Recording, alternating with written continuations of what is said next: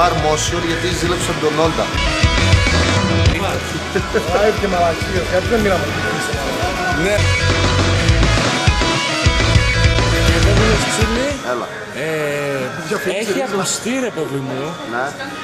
ότι γενικότερα ας πούμε το επίθετό σου δεν είναι το πραγματικό. Έλα στη γεια μας, έλα. Πώς είναι κανονικά? Αυτές θαυμάσια.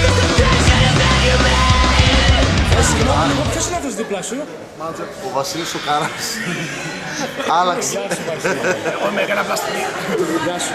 Λοιπόν Βασίλη, εντάξει, έχεις αφήσει λάφυρα ρε παιδί μου στο λαϊκό στερέωμα. Λάφυρα. Και... Πώς?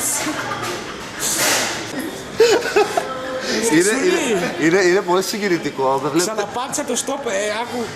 Τα τηλέφωνα βασικά Το έγραψα για τα παιδιά. Έχουν καεί όλα τα τηλέφωνα να παίρνουν τηλέφωνο και θέλουν να συνεχίσει το κομμάτι. Είναι πολύ συγκινητικό γιατί το έγραψα. Σκάσε, μιλάω. Στο 98% τηλεθέασης του καναλιού.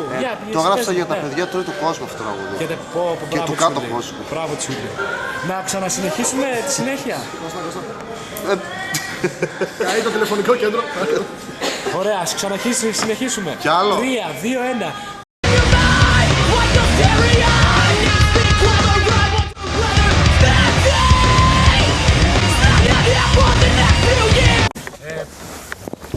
Είμαστε σε εκείνο. Σε αυτό. Σοβαρά. Κάτσε.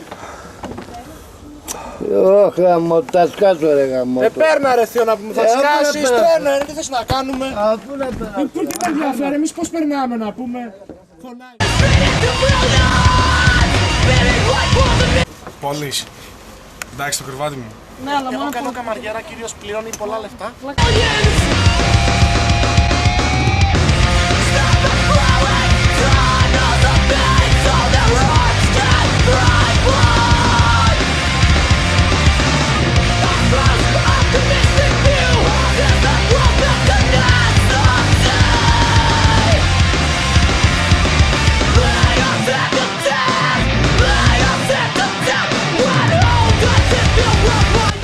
Καληνύχτα Νόντα.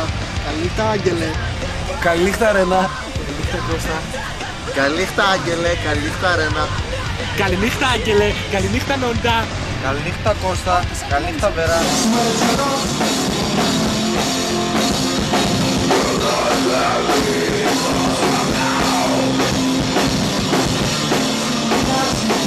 Brasil.